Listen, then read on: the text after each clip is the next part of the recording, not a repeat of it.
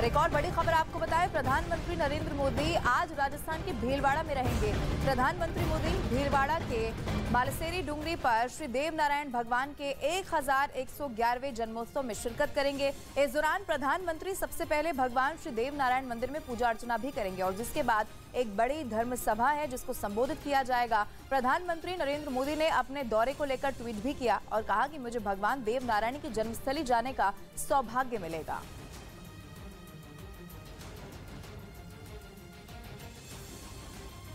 प्रधानमंत्री नरेंद्र मोदी आज सुबह करीब 11:30 बजे भीलवाड़ा पहुंचेंगे, जहां आपको बताएं भगवान देव नारायण का 1111वां जन्मोत्सव समारोह का कार्यक्रम है जिसमें शिरकत करने के लिए वो पहुंच रहे हैं। भगवान देव नारायण के जन्मोत्सव में शामिल होंगे प्रधानमंत्री नरेंद्र मोदी। अवतार महोत्सव समारोह के मुख्य अतिथि होंगे प्रधानमंत्री। इसके अलावा आपको बताएं अवतार महोत्सव समारोह को संबोधित भी प्रधानमंत्री नरेंद्र मोदी की ओर से किया जाएगा। गुर्जर समाज में भगवान देव नारायण की बहुत मान्यता है। गुर्जर समुदाय को बड़ा संदेश दे सकते हैं यहां से प्रधानमंत्री। इसके अलावा आपको बताएं इस समारोह में कॉरिडोर का भी ऐलान प्रधानमंत्री नरेंद्र मोदी की ओर से किया जा सकता है।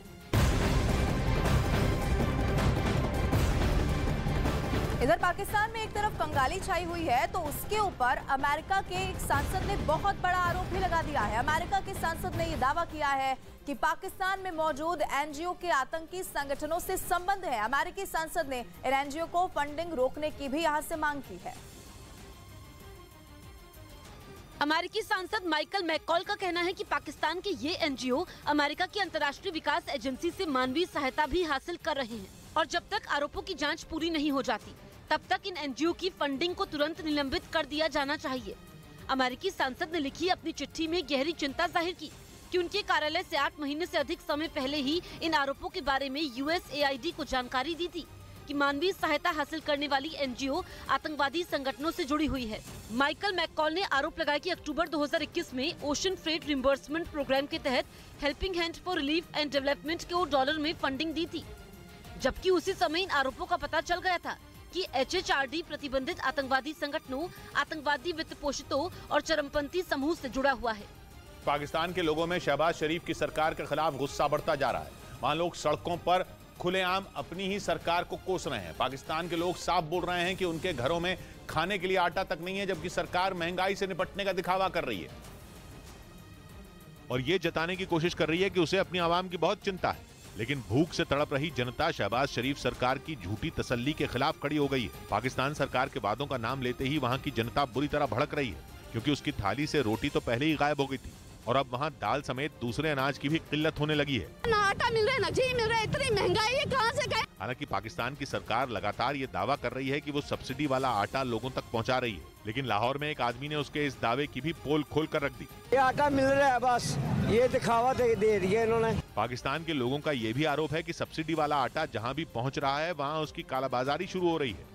मतलब ये कि सब्सिडी वाला आटा उन लोगों तक पहुंच ही नहीं रहा जिन्हें उसकी सबसे ज्यादा जरूरत है और इसी वजह से पाकिस्तान की जनता बुरी तरह भड़की हुई है। लेकिन इस बीच एक और ऐसी खबर आई जो वहां के लोगों को खून के आंसू रुला सकती है, क्योंकि खाने पीने की चीजों, गैस, तेल, बिजली और नकदी के बाद पाकिस्तान अब एक और बड़े संकट से जूझता दिख रहा है। पाकिस्तान के अखबार डेली ट्रिब्यून की एक रिपोर्ट में बलूचिस्तान की एक भयानक सच्चाई सबके सामने आ गई। रिपोर्ट के मुताबिक बलूचिस्तान में पानी का भारी संकट खड़ा हो गया है। वहाँ के सिर्फ 25% लोगों को ही पीने का पानी मिल पा रहा है, जबकि बलूचिस्तान के 75% लोग ऐसा पानी पी रहे हैं जो उनकी जान भी ले सकता है। खबर के मुताबिक बलूचिस्तान में पानी को साफ करने वाले प्लांट खराब रखरखाव की वजह से बंद हो गए हैं।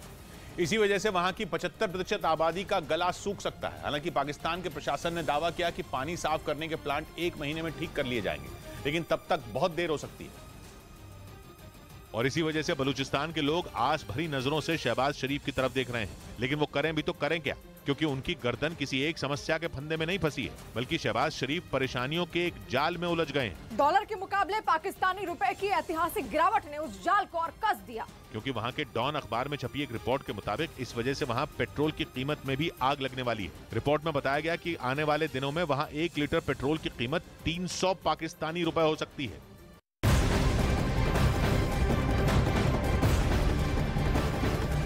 और केंद्रीय गृह मंत्री अमित शाह आज कर्नाटक के दौरे पर रहेंगे। इस दौरान अमित शाह हुबली, धारवाड़ और बेलागवी का दौरा भी करने वाले हैं। गृह मंत्री यहां रोड शो और जनसभा समेत कई अन्य कार्यक्रम में भी हिस्सा लेंगे। आपको बताएं ये 1 महीने में उनका दूसरा दौरा है। बड़ी खबर आपको बता रहे हैं, बेलगावी का दौरा भी केंद्रीय गृह मंत्री अमित शाह करने वाले हैं और 1 महीने में आज उनका दूसरा दौरा है।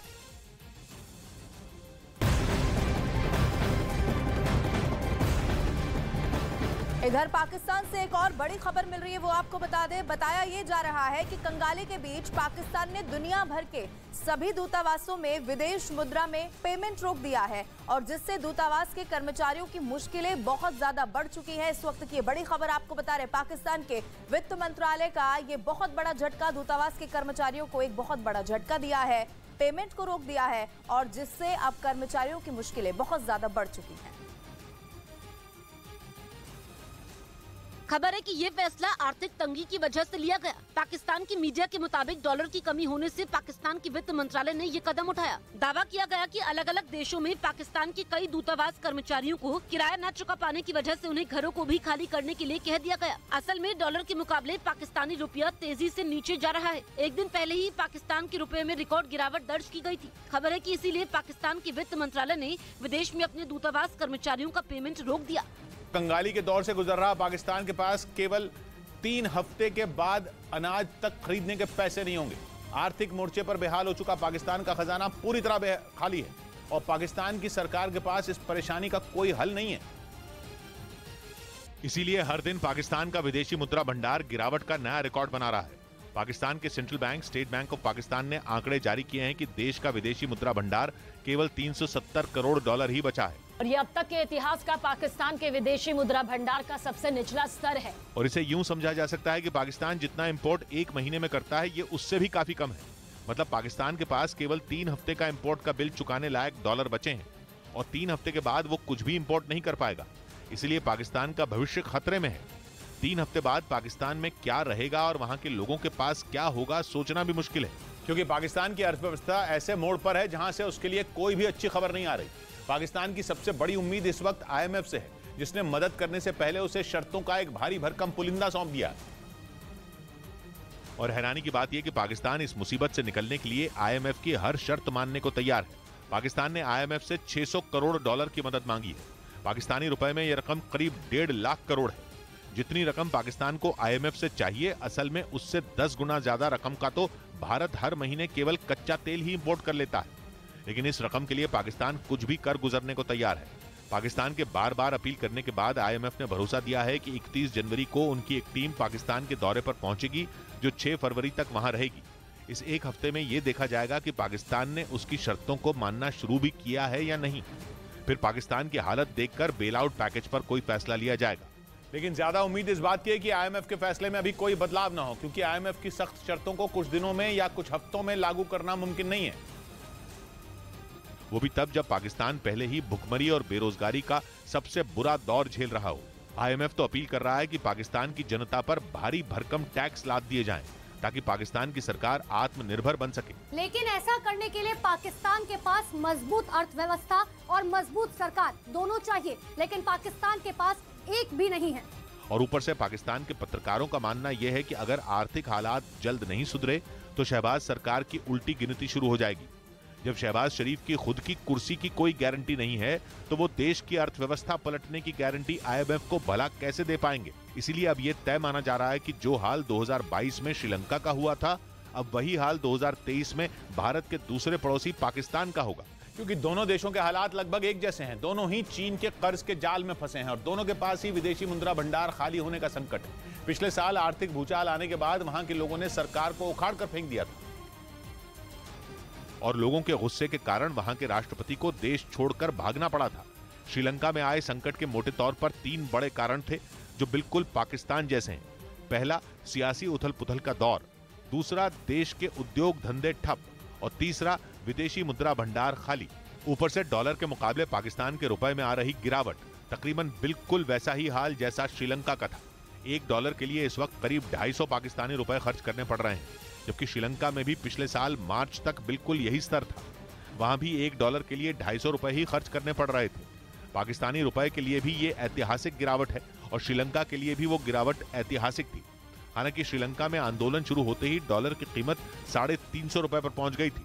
और अगर पाकिस्तान में संकट बढ़ा तो वहां भी हालात लगभग ऐसे ही हो जाएंगे। ऊपर से पाकिस्तान की अर्थव्यवस्था ने वो सारे संकेत देने शुरू कर दिए हैं जो पिछले साल श्रीलंका में दिख रहे थे, जिनके काम धंधों के चौपट होने से लेकर रिकॉर्ड स्तर पर महंगाई का पहुंचना शामिल है। पाकिस्तान में पिछले महीने महंगाई दर 25% दर्ज की गई। मतलब लोगों को जीने के लिए 25% ज्यादा पैसा खर्च करना पड़ रहा है, जबकि उनकी आमदनी खत्म हो रही है। ऊपर से आटे की किल्लत ऐसी कि गोलियां चलने तक की नौबत आ गई। पेट्रोल और डीजल तो पाकिस्तान में खत्म होने ही वाला है। बड़े बड़े शहरों में बिजली संकट भी खड़ा हो चुका है। ऊपर से IMF को खुश करने के लिए पाकिस्तान नए टैक्स लगाने वाला है। अगर ऐसा हो गया तो हर चीज की कीमत बढ़ जाएगी। पाकिस्तान के पत्रकारों का दावा यह है कि वहां के लोगों के लिए पेट्रोल और डीजल तो क्या, अनाज खरीदना भी मुश्किल हो जाएगा।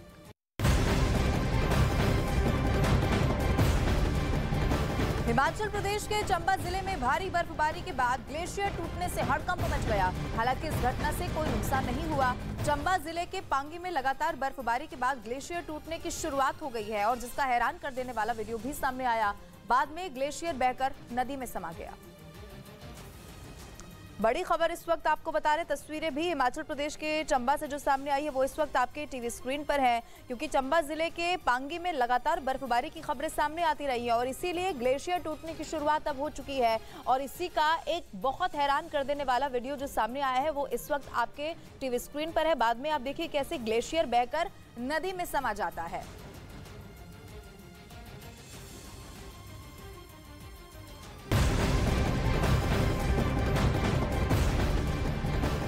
हिमाचल के लाहौल स्पीति जिले में ग्लोबल वार्मिंग का अलार्म बजता हुआ दिखाई दे रहा है। यहाँ ग्लेशियर गिरने का सिलसिला लगातार जारी है। एक बार फिर से बर्फीला तूफान आया जिसने अटल टनल को नुकसान पहुंचा दिया है। चारों तरफ बर्फ की मोटी चादर पसर गई और जिससे चारों तरफ का रास्ता भी बंद हो गया। बाद में प्रशासन की तरफ से रास्ता साफ करने की कोशिशें शुरू की गई। तस्वीरें हिमाचल प्रदेश के लाहौल स्पीति के सामने आई है, जहां पर बर्फबारी लगातार हो रही है। जहां तक नजर जाएगी चारों तरफ बर्फ की मोटी चादर पसर गई है और जिससे चारों तरफ का रास्ता भी यहां पर बंद हो चुका है। लोगों को बहुत परेशानी हो रही है। यहां ग्लेशियर गिरने का सिलसिला भी लगातार जारी है और एक बार फिर से बर्फीला तूफान आया जिसने अटल टनल को बताया जा रहा है सबसे ज्यादा नुकसान पहुंचाया।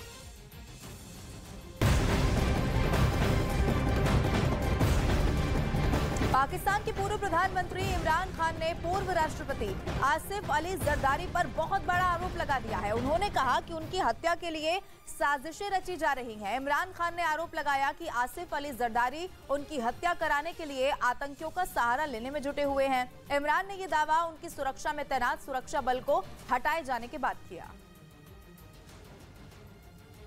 लेकिन उनके इस आरोप से पाकिस्तान में हड़कंप मच गया है, क्योंकि उन पर पहले ही आजादी मार्च निकालने के समय जानलेवा हमला हो चुका है और वो जख्मी हो गए थे। लेकिन अब उन्होंने अपनी हत्या की आशंका जाहिर करते हुए पूर्व राष्ट्रपति आसिफ अली जरदारी पर बड़ा आरोप लगा दिया।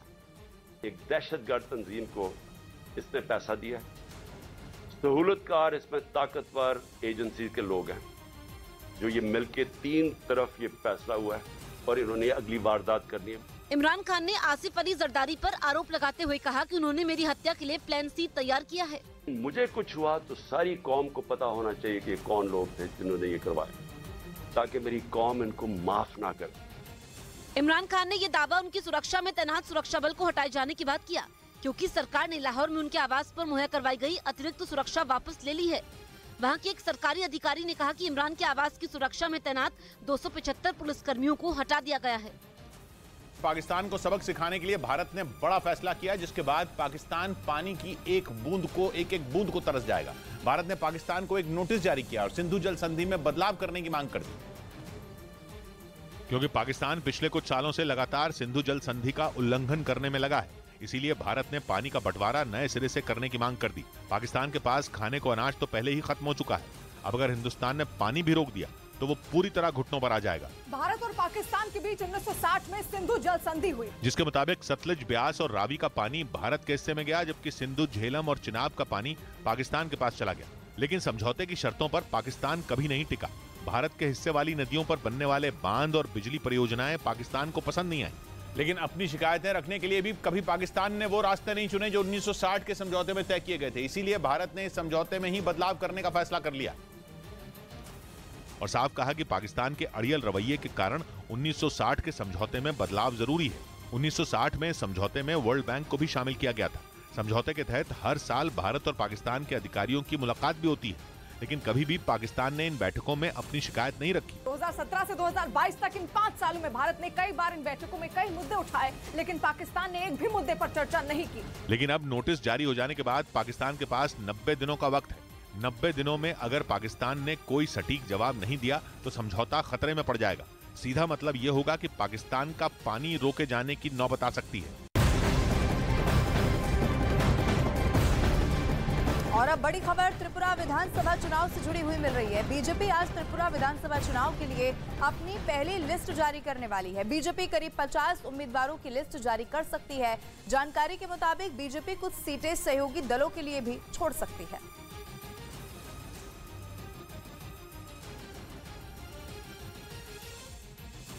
उधर खबर है कि इजराइल के कब्जे वाले वेस्ट बैंक में फिलिस्तीन के लड़ाकों और इजराइल की सेना के बीच झड़प हो गई और जिसके बाद वहां लोग खौफ से भर गए, क्योंकि दोनों की तरफ से जोरदार गोलीबारी हुई, जिससे वहां पूरा इलाका गोलियों की तड़तड़ाहट से गूंज उठा।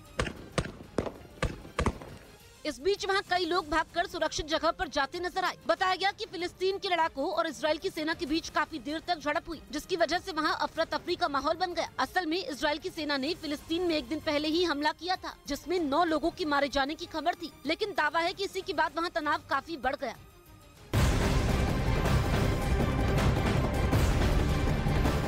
और अब खबर लॉरेंस बिश्नोई गैंग से जुड़ी हुई मिल रही है। पंजाब पुलिस की एंटी गैंगस्टर टास्क फोर्स को बहुत बड़ी कामयाबी हाथ लगी है। एजीटीएफ ने लॉरेंस बिश्नोई गिरोह के प्रमुख गुर्गे को गिरफ्तार कर लिया है। उसके पास से 6 कारतूसों के साथ एक चाइनीज पिस्टल भी बरामद कर ली गई है।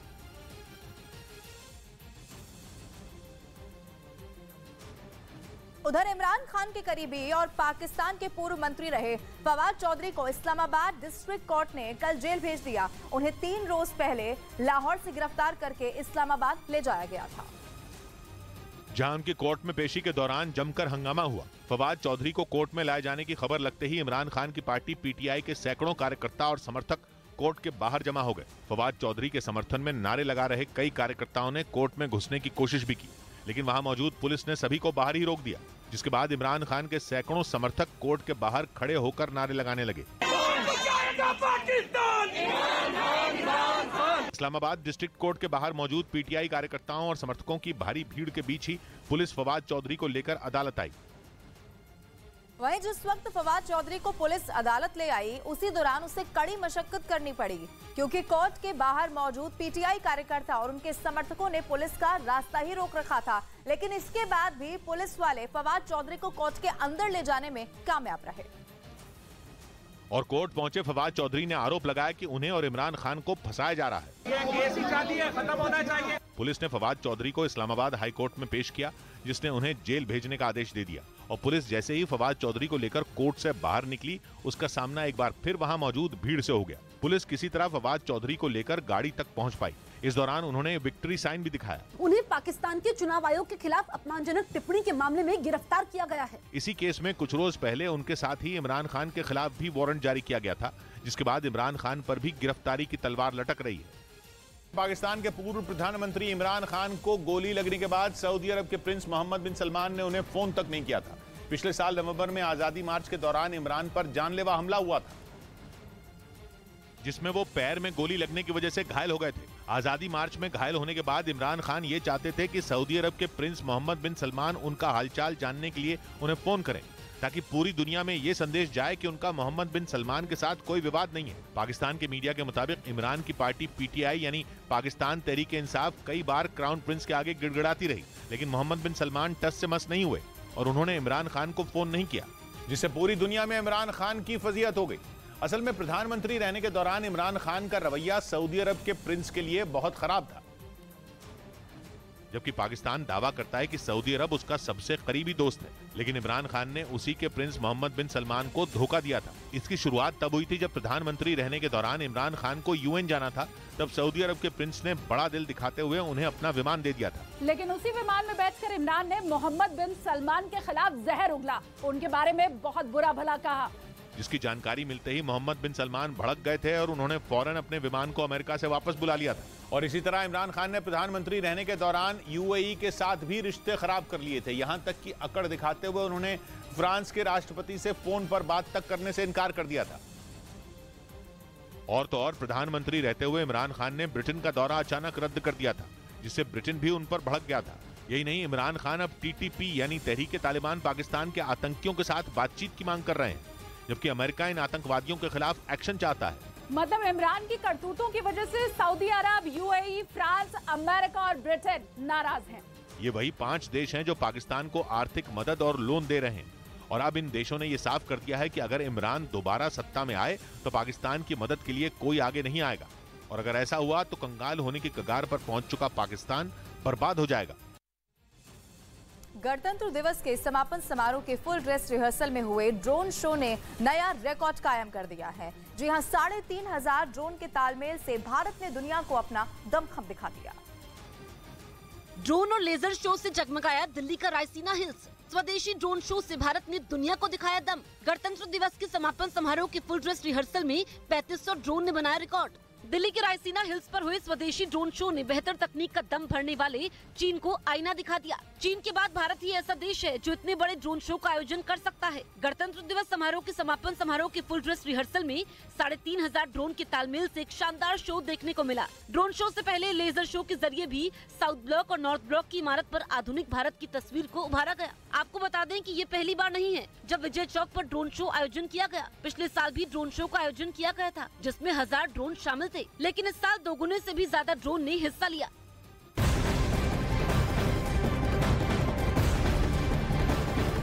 पाकिस्तान में बिगड़ी अर्थव्यवस्था के बीच एक और अब आफत आ गई है। आर्थिक तंगी के बाद अब वहां रहस्यमय बीमारी से कोहराम मच चुका है। कराची में इस रहस्यमय बीमारी से 18 लोगों की अभी तक मौत हो चुकी है। कराची के केमारी इलाके में एक रहस्यमय बीमारी से 14 बच्चों समेत 18 लोगों की जान चली गई। ये सारी मौतें 10 से 25 जनवरी के बीच हुई। ये सूरत-ए-हाल सामने आई है कि इंतकाल करने वाले अफराद को बुखार, गले में सूजन, सांस में तकलीफ की शिकायत थी। हैरानी की बात यह है कि कराची के स्वास्थ्य अधिकारी इन मौतों के कारणों का पता नहीं लगा पाए हैं, इसलिए उसका cause of death exact known नहीं है। कराची के स्वास्थ्य विभाग के मुताबिक पीड़ित लोगों को तेज बुखार, गले में सूजन और सांस लेने में तकलीफ हुई थी। वहीं कुछ लोगों ने इलाके में अजीब सी गंध आने की बात भी कही। जो गिवन हिस्ट्री है उसके मुताबिक जो है सोर थ्रोट है। पाकिस्तान इन दिनों गंभीर आर्थिक संकट का सामना कर रहा है। ऐसे में इस रहस्यमय बीमारी से उसकी मुश्किलें और बढ़ गई है। फिलहाल इस बीमारी की जांच चल रही है।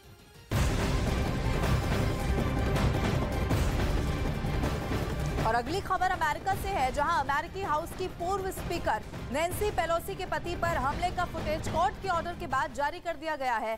दरअसल इस वीडियो को गुप्त रखने के लिए कोर्ट में याचिका दायर की गई थी और जिसे कोर्ट ने खारिज कर दिया है और वीडियो को जनता के लिए जारी करने का आदेश दे दिया है।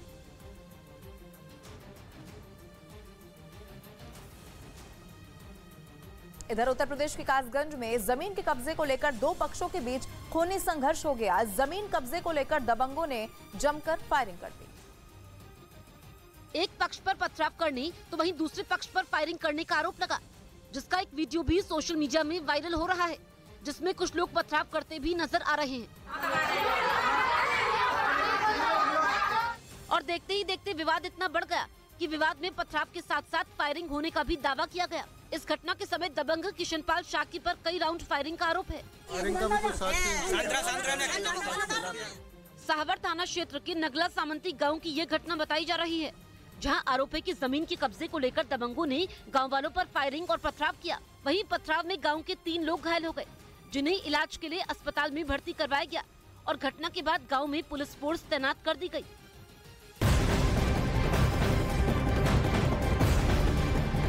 बिहार की राजधानी पटना से एक बड़ी खबर मिल रही है, जहां पर सरस्वती पूजा मूर्ति विसर्जन जुलूस यात्रा के दौरान गांधी मैदान के पास फायरिंग होने से एक छात्र की मौत हो गई और जिसके बाद वहां अफरा तफरी का माहौल हो गया। हालांकि पुलिस ने शव को कब्जे में लेकर पोस्टमार्टम के लिए भेज दिया है।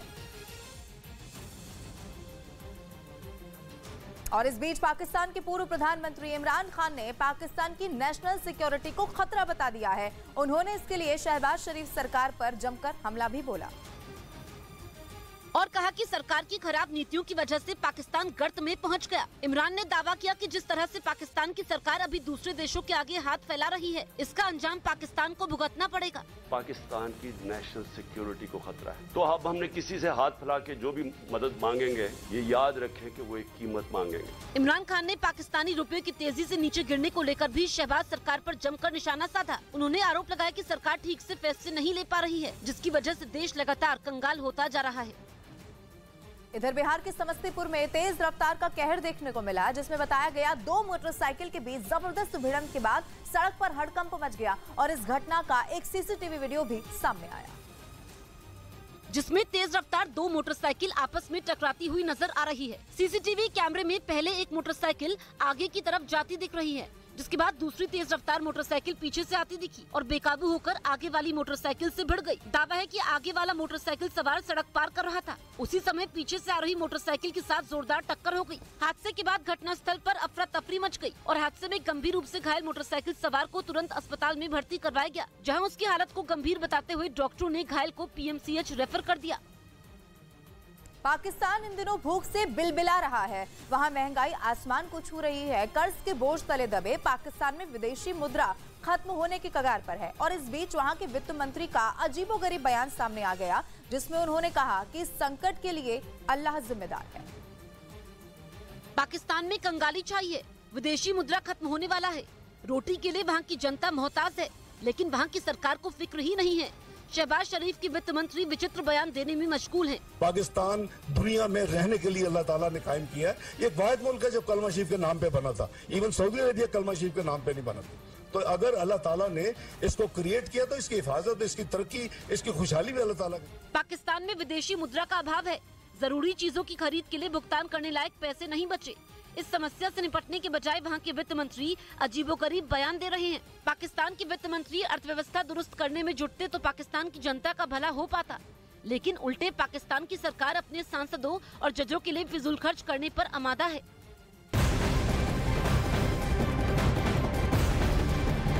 और अब बड़ी खबर नेपाल विमान हादसे से जुड़ी हुई मिल रही है। हादसे में दुर्घटनाग्रस्त हुए विमान 691 से मिले ब्लैक बॉक्स की जांच अब सिंगापुर में होगी। नेपाल के जांच अधिकारियों के अनुरोध पर सिंगापुर ने ये बड़ा फैसला कर लिया है। आपको बता दें, यति एयरलाइंस का विमान 15 जनवरी को पोखरा हवाई अड्डे पर उतरते वक्त दुर्घटनाग्रस्त हो गया था और हादसे में विमान में सवार 72 लोगों की मौत हो गई थी।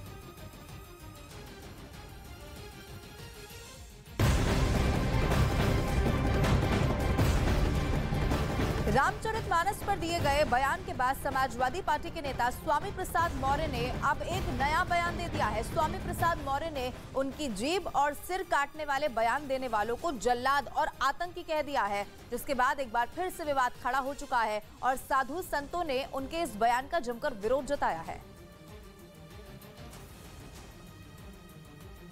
तुलसीदास जी की लिखी गई रामचरितमानस के चौपाई के कुछ अंश जिससे इस देश के सभी समाज की महिलाओं, शूद्र समाज में आने वाले सभी जात के लोगों, आदिवासियों, दलितों और पिछड़ों को अपमानित किए जाने की टिप्पणी की गई है। ढोल गंवार शूद्र पशु नारी शकल ताड़ना के अधिकारी, यानी देश की समस्त महिलाएं, आदिवासी, दलित और पिछड़े ये पिटाई के पात्र हैं। पहली बात तो मैं जो बोल जाता हूं कभी खंडन नहीं करता हूं, न पहले कभी किया हूं। आचार्य सत्येंद्र दास ने स्वामी प्रसाद मौर्य के बयान का विरोध जताया और कहा कि जो वो साधु को बोल रहे हैं वो उनकी मानसिकता है। प्रसाद मौर्य की मानसिकता ये है, जल्लाद की है, राक्षस की है, पिशाच की है।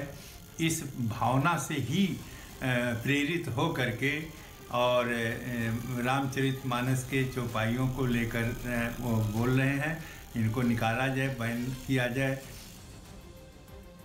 इधर गुजरात के सूरत से गुंडागर्दी का एक हैरान कर देने वाला वीडियो सामने आया, जिसमें निजी अस्पताल के डॉक्टर के साथ मारपीट की जा रही है। मारपीट की घटना सीसीटीवी कैमरे में रिकॉर्ड हो गई। सीसीटीवी में दिखाई दे रहा है कि दो लोग सोफे पर सो रहे थे, तभी अचानक से 4 लोग अंदर आए और एक आदमी के साथ मारपीट करने लगे। शोर की आवाज सुनकर दूसरा आदमी भी जाग गया। उसने बीच बचाव करने की कोशिश भी की, लेकिन उन लोगों ने मारपीट नहीं रोकी। आरोपी के एक निजी अस्पताल के डॉक्टर ने मरीज को बिना चेकअप की दवाई देने से इनकार किया था, जिसके बाद मरीज के परिजनों ने डॉक्टर के साथ मारपीट शुरू कर दी, जिसकी घटना अस्पताल में लगे सीसीटीवी में रिकॉर्ड हो गई। असल में मरीज घर पर था और उसके पेट में दर्द हो रहा था, जिसके लिए परिजन दवाई लेने अस्पताल पहुंचे थे, लेकिन डॉक्टर ने इस तरह से दवाई देने से मना कर दिया और फिर दबंग परिजन मारपीट पर उतर आए। हालांकि पीड़ित डॉक्टर ने पुलिस में मारपीट करने वालों के खिलाफ केस दर्ज किया, जिसके आधार पर पुलिस मामले की जांच में जुटी है।